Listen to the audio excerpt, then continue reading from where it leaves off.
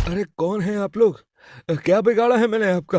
वो नकाबपोश गोपाल का ठेला तोड़कर उससे पैसे छीनकर भाग जाते हैं। गोपाल बेचारा रोता हुआ घर जा ही रहा था कि तभी उसे रास्ते में एक मंदिर दिखाई देता है और वो मंदिर में जाता है। शिव जी, ये सब क्या हो रहा है मेरे साथ?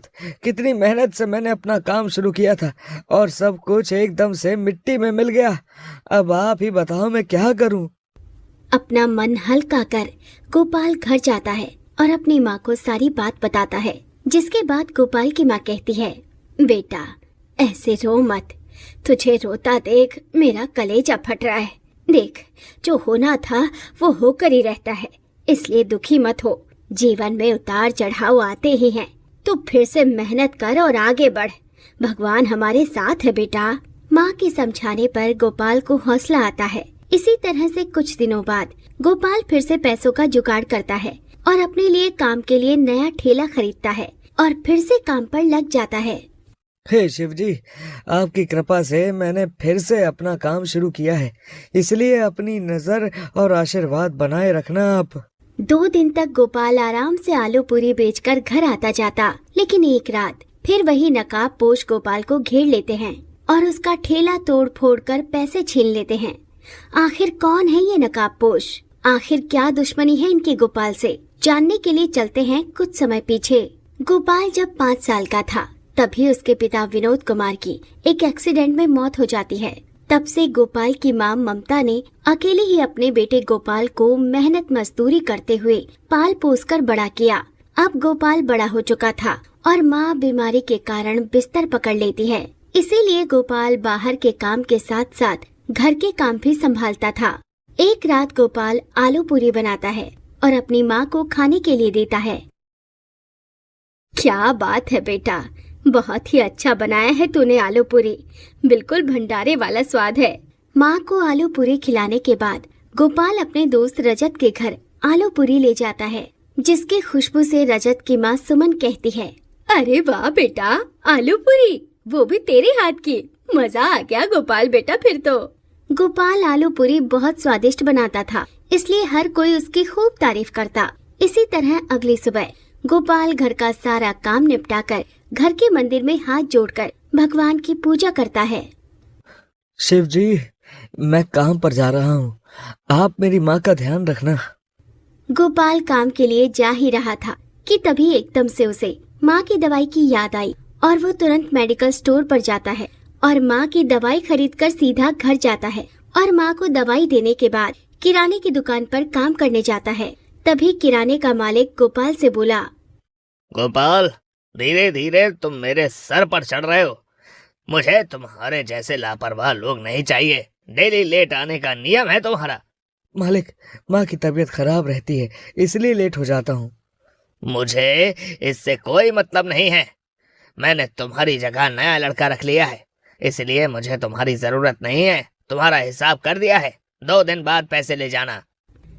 गोपाल को काम से निकाल दिया गया। बेचारा रोता हुआ मंदिर जाता है, हाथ जोड़कर शिवजी से अपनी परेशानी बताते हुए कहता है, शिव जी, ये सब क्या हो रहा है? काम छूट गया मेरा, अब मैं क्या करूँगा? मेरे जैसे अनपढ़ को कोई काम भी नहीं देगा। काम छूट जाने से गोपाल बहुत दुखी था। वो मंदिर की सीढ़ियों पर बैठ जाता है। तभी गोपाल का दोस्त रजत आता है। क्या हुआ गोपाल, ऐसा उदास क्यों है तू? और मंदिर की सीढ़ियों पर क्यों बैठा है? काम पर क्यों नहीं गया? रजत, क्या बताऊं भाई, आज मुझे काम से निकाल दिया गया क्योंकि घर की चीजें संभालने में मुझे काम पर जाने में देरी हो जाती थी, इसलिए मालिक ने काम पर से निकाल दिया। अच्छा, ये तो बहुत बुरा हुआ। तू दूसरा काम देख ले भाई। नहीं यार, अब नहीं, मैं खुद का काम करना चाहता हूँ क्योंकि आज के टाइम में मुझ जैसे अनपढ़ को कौन काम देगा।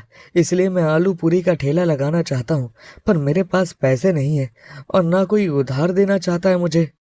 अरे अगर तुझे उधारी पर पैसे चाहिए थे तो मुझे बताता। मेरी जानकारी में एक साहूकार चाचा है, वो ब्याज पर पैसे देते हैं।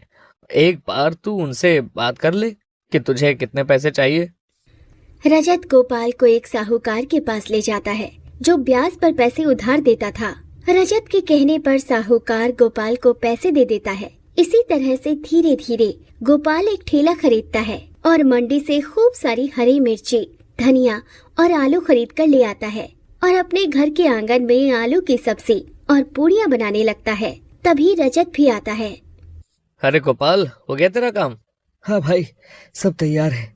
अच्छा, अगर मेरे लिए कुछ काम है तो बता। वैसे तो सब हो गया है, पर तू आ ही गया है तो ये सारा सामान ठेले पर रखवा दे। हाँ हाँ हाँ, क्यों नहीं, अभी रखवा देता हूँ। रजत गोपाल की मदद करता है, ठेले पर सारी पूड़ी सब्जी रखवाने लगता है और फिर गोपाल के साथ आलू पूड़ी बेचने चला जाता है। और जाते ही कुछ ग्राहक भी आ जाते हैं। धीरे धीरे दोपहर से शाम हो जाती है और आज पहले ही दिन गोपाल की खूब अच्छी कमाई होती है। चलो, शिव जी की कृपा से आज शुरुआत में ही अच्छी बिक्री हुई है। बस ऐसे ही भगवान जी अपना आशीर्वाद बनाए रखें। हाँ हाँ, देखता जा, तेरा काम खूब चलेगा। इस तरह दोनों दोस्त अपने अपने घर आ जाते हैं तो वहीं रजत अपनी माँ से बोला, माँ, आपको पता है गोपाल ने अपना काम शुरू किया है, आलू पूरी बेचने का। आज पहले ही दिन उसकी खूब अच्छी कमाई हुई है। बड़े शान से बता रहे अपनी माँ को। अरे नालायक, कुछ सीख गोपाल से। इतनी गरीबी होने के बावजूद वो इतनी मेहनत करता है और एक तू है, सारा दिन यहाँ वहाँ मटर गश्ती करने में निकाल देता है। अरे माँ, मैं भी तो काम देख ही रहा हूँ अपने लिए। और तुम तो जानती हो गोपाल को अच्छा खाना बनाना आता है, क्योंकि उसकी माँ शुरू से बीमार ही रहती है, इसलिए खाना वही बनाता है। बस बस बेटा, बहाने मत बना। मैं अच्छे से जानती हूँ तेरे बस की कुछ नहीं है। माँ की बातें रजत को सोचने पर मजबूर कर देती हैं। रजत रात भर अपने काम के बारे में ही सोचने लगता है।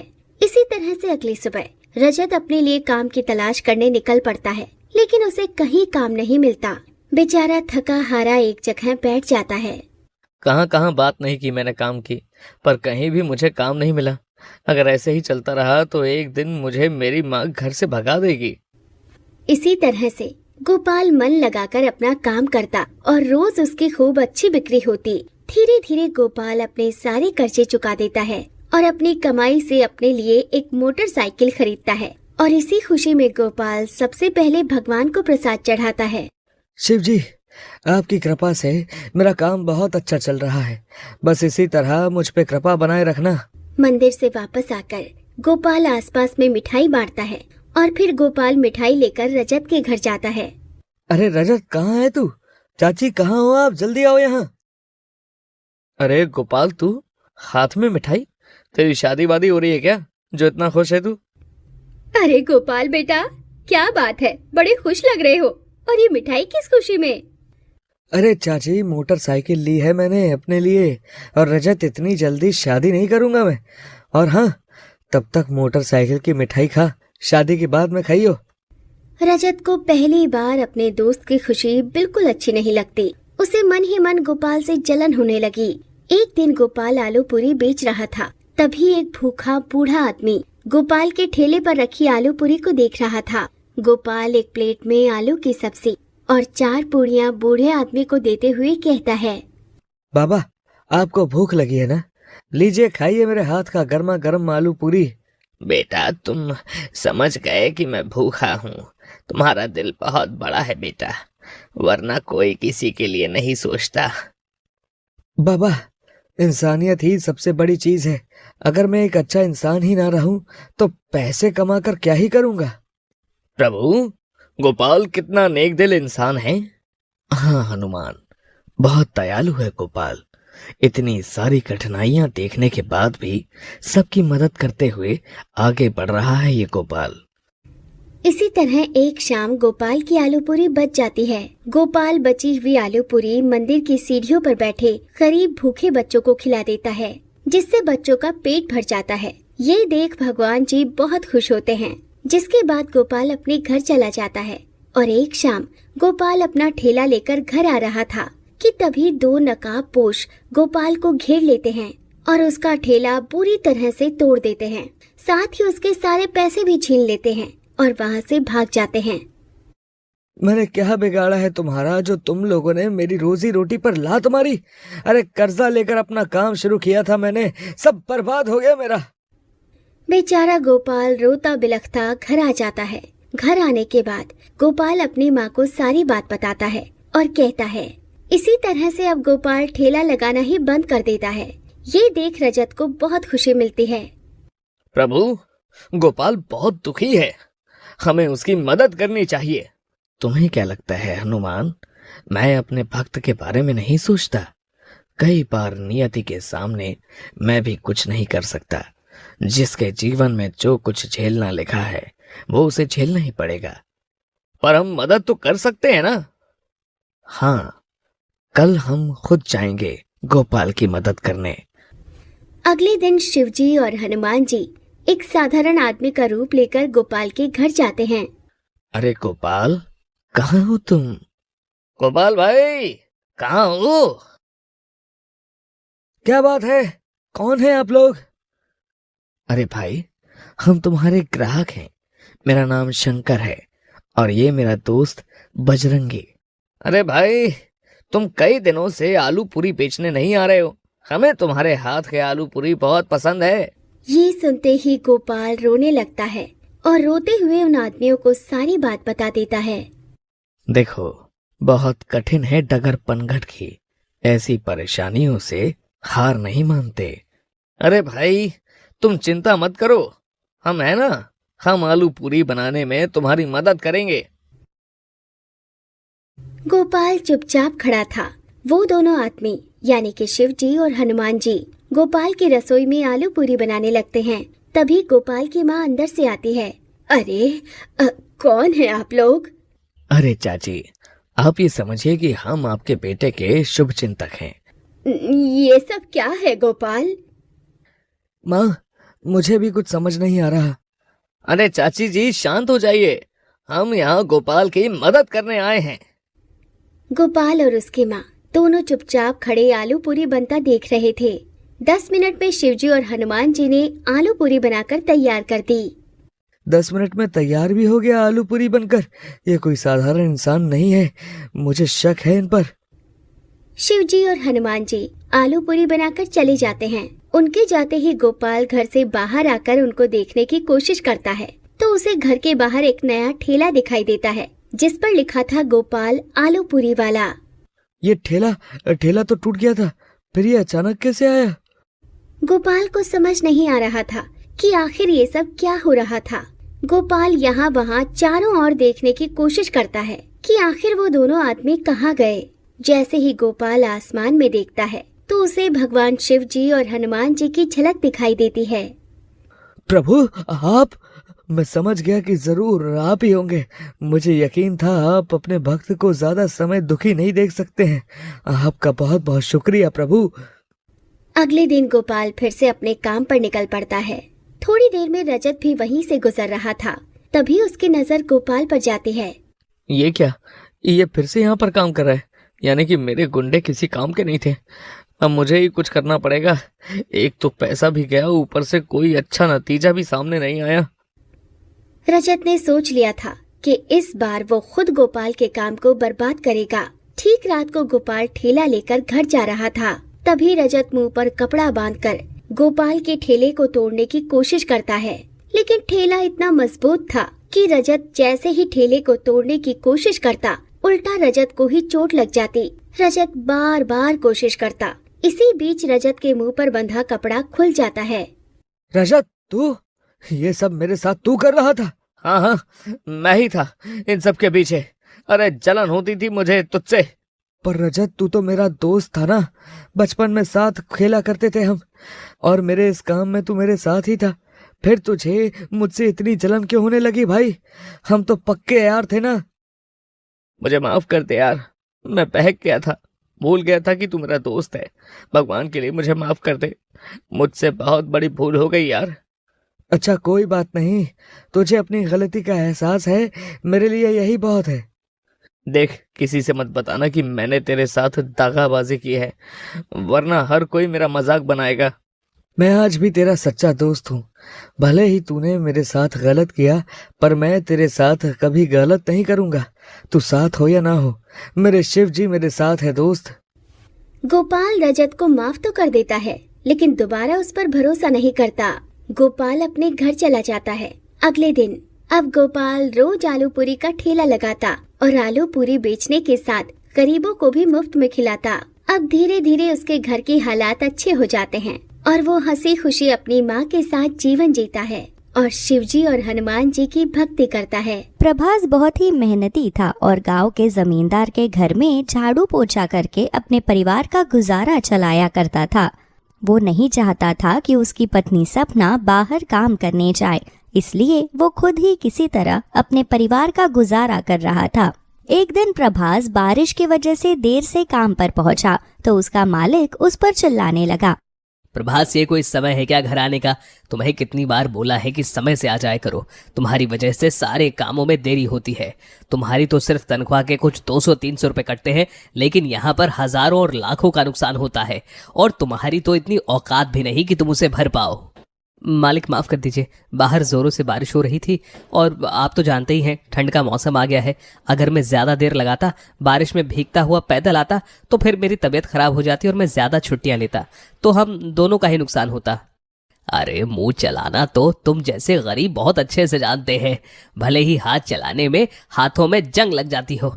ठीक है, आज शाम को देरी से ही घर जाना। मुझे पता है कि तुम रोज शाम को हनुमान जी के मंदिर जाते हो। अब मैं तुम्हें छुट्टी भी देर से दूंगा। लेकिन मालिक। लेकिन वेकिन कुछ नहीं। अब अगर चाहते हो कि मैं तुम्हें बिना काम के आज छुट्टी पर भगा दूं तो मुझसे जुबान लड़ा लो, वरना चुपचाप अपने काम पर लग जाओ। प्रभास चुप हो जाता है और घर के काम करने लगता है। जहाँ प्रभास का मालिक इतना कठोर और अत्याचारी था, वहीं उस मालिक की माँ बहुत अच्छी थी और वो भी भगवान में उतनी ही आस्था रखती थी जितनी प्रभास रखता था। शाम के समय प्रभास का मालिक किसी काम से बाहर चला जाता है तो उसकी माँ ने कहा, प्रभास सुन, मैं जानती हूँ कि तुझे रोज मंदिर जाना होता है। मैं कभी भी किसी की भक्ति के बीच में नहीं आती, इसलिए मेरा बेटा भी बाहर गया है। तू निकल जा, मैं कह दूंगी कि मैंने तुझे बाजार भेजा था किसी काम से। प्रभास ये बात सुनता है तो उसकी आंखें नम हो जाती है और वो हाथ जोड़कर कहता है, मालकिन आप बहुत अच्छी हैं। भगवान करे आपको जीवन की सारी खुशियां मिले और कभी कोई परेशानी ना हो। पहले मैं भी भगवान में आस्था नहीं रखती थी। 10 साल तक मैं बांझ थी, फिर मैंने शिव जी के व्रत उठाए और मेरे बेटे का जन्म हुआ। वैसे भी हनुमान जी भी तो शिव जी का ही अवतार है। सुमित्रा ये बोलती है और उसके बाद प्रभास घर का सारा काम खत्म करके अब मंदिर चला जाता है। मंदिर में वो अपनी जेब में से 10 रुपए निकालकर भगवान को चढ़ाता है और कहता है, हनुमान जी, मेरी तरफ से ही आपको भेंट। मैं जानता हूँ कि मैं गरीब हूँ, आपको ज्यादा कुछ नहीं दे सकता, लेकिन जो मेरी औकात में है वो मैं आपके लिए लेकर आया हूँ। तभी वहाँ पर मंदिर का पंडित घंटी बजाते हुए आता है और प्रभास से हंसते हुए कहता है, कुछ भी करो प्रभास, तुम्हारी भक्ति में शक्ति तो है। यहाँ पर हर कोई आता है तो 1-2 रुपए रखकर चला जाता है और कुछ तो कहते हैं कि रोज मंदिर आएंगे तो क्या रोज रोज दान दक्षिणा करेंगे, लेकिन तुम्हारी श्रद्धा में कोई कमी नहीं। ये सब तो भगवान का ही दिया हुआ है। अगर उनके दिए में से थोड़ा सा उन्हें ही वापस कर दूं तो इसमें क्या ही बुराई होगी। मैं तो बस वही कर रहा हूँ। प्रभास ये कहता है और उसके बाद हाथ जोड़कर हनुमान जी की भक्ति में लीन हो जाता है। जय हनुमान ज्ञान गुण सागर, जय कपीस तिहु लोक उजागर। इसी तरह प्रभास 7 बार हनुमान चालीसा का पाठ पढ़ता है और जब वो घर आता है तो उसकी बूढ़ी माँ चूल्हे पर उसके लिए रोटी बना रही थी। उसने प्रभास से कहा, प्रभास बेटा, मैंने खाना बनाकर तैयार कर दिया है, तू हाथ मुंह धो ले, तब तक हम खाना खा लेते हैं। माँ, आपने खाना क्यों बनाया और कंचन कहाँ है? नजर नहीं आ रही। प्रभास बेटा, वो सुबह से उदास बैठी है और किसी से बात ही नहीं कर रही, घर का भी कोई काम नहीं किया और खाना भी नहीं खा रही। ऐसा क्या हो गया माँ? वो तो समय से खाना खा लेती है और उससे तो भूख बर्दाश्त भी नहीं होती, फिर वो खाना क्यों नहीं खा रही?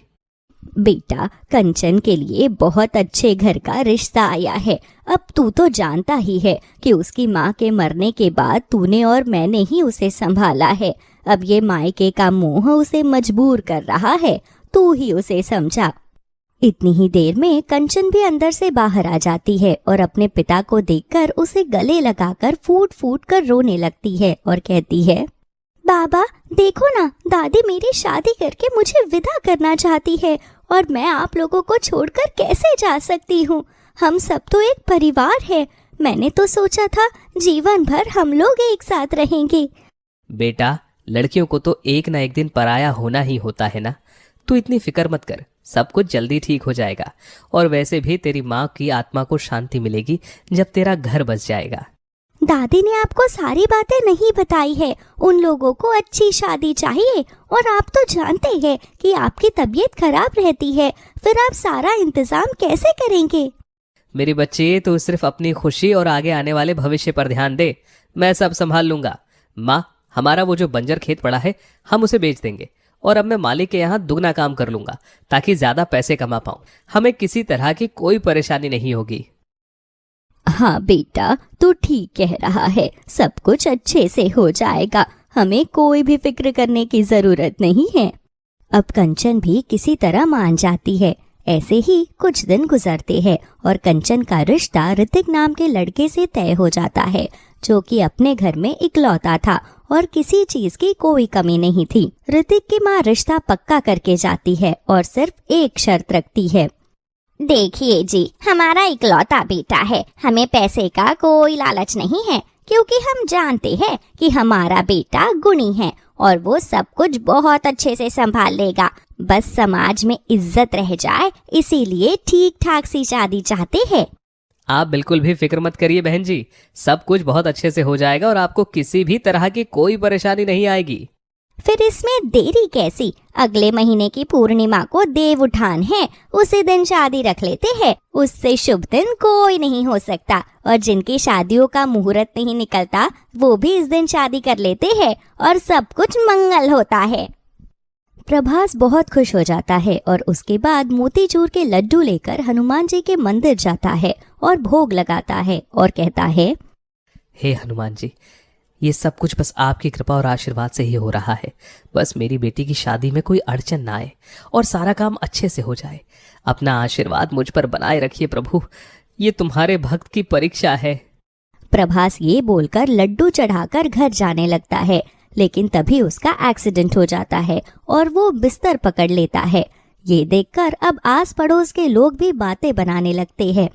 अरे देखो तो प्रभास को, रोज सच्चे दिल से भक्ति करता था, लेकिन हनुमान जी ने जब उसकी बेटी की शादी की तारीख तय हुई उससे पहले ही उसके साथ क्या हश्र कर दिया। अब बेचारे का क्या होगा। इसीलिए कहता है कि ज्यादा भक्ति भी अच्छी नहीं होती, भगवान अपने भक्तों की कुछ ज्यादा ही परीक्षा लेने लगते हैं। वही हो रहा है इसके साथ।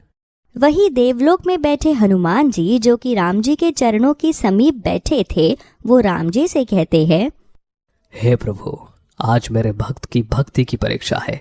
मुझे आशीर्वाद दीजिए कि मैं सब कुछ अच्छे से कर सकूं और उसकी बेटी की शादी में कोई अड़चन ना आए। तथास्तु हनुमान। जहाँ प्रभास ने अपना खेत बेच दिया था तो वहीं अब वो बिस्तर पर पड़ा था और बूढ़ी सुमित्रा और खुद कंचन शादी की सारी तैयारियों में लगे हुए थे। लेकिन प्रभास को फिर भी यही चिंता सता रही थी कि उसकी नौकरी चली जाएगी और वो अपनी बेटी की शादी के लिए कम पैसे जमा कर पाएगा। वही हनुमान जी प्रभास का भेष धरकर मालिक के पास जाते हैं और मालिक कहता है, क्या बात है प्रभास, आज तो तू जल्दी आ गया। सुन, अगर जल्दी काम खत्म कर देगा। ठीक है मालिक, मैं जल्दी जल्दी काम कर देता हूँ। इसके बाद हनुमान जी रसोई में जाते हैं और तुरंत अपनी शक्तियों से सारा काम कर देते हैं और घर का भी सारा काम निपटा देते हैं। और प्रभास का मालिक भी देखकर हैरान हो जाता है और कहता है, अरे ये कैसा चमत्कार है प्रभास, रोज तो तेरे हाथ पैर नहीं चलते। मुझे तो लग रहा था तू बूढ़ा होता जा रहा है और आज तूने इतनी फुर्ती से काम कर दिया। क्या है ना मालिक, ठंड में जल्दी जल्दी काम करो तो शरीर में फुर्ती आ जाती है। बस वही कर रहा हूँ। इसी तरह हनुमान जी ठंड में नौकर बनकर प्रभास की जगह सारा काम करते हैं। ये सब कुछ देखकर प्रभास का मालिक भी बहुत हैरान हो जाता है। लेकिन एक दिन वो उसे बेकार में सुनाने के लिए जानबूझकर उसके काम में कमी निकालता है। प्रभास, मैंने तुझे बोला था कि आलू मेथी की सब्जी बनाना, लेकिन तूने आलू पालक की सब्जी बनाकर रख दी। नहीं मालिक, आपने कहा था आलू पालक की ही सब्जी बनाना। मैं तुझे अंधा दिखता हूँ? तुझे समझ में नहीं आता कि मैंने क्या बोला है? तभी हनुमान जी चुटकी बजाते हैं और अचानक से आलू मेथी की सब्जी आलू पालक की सब्जी में बदल जाती है और हनुमान जी कहते हैं, ये देखिए मालिक, आलू पालक की सब्जी ही बनाई है। आप एक बार बर्तन हटाकर तो देखिए। अब मालिक बर्तन हटाकर देखता है तो उसके अंदर सच में आलू पालक की सब्जी थी, जिसके बाद हनुमान जी ने अपने मन में कहा, प्रभास के ठीक होने पर वो यही काम करने आएगा। मुझे इसके मालिक की बुद्धि को ठिकाने पर लगाना ही होगा।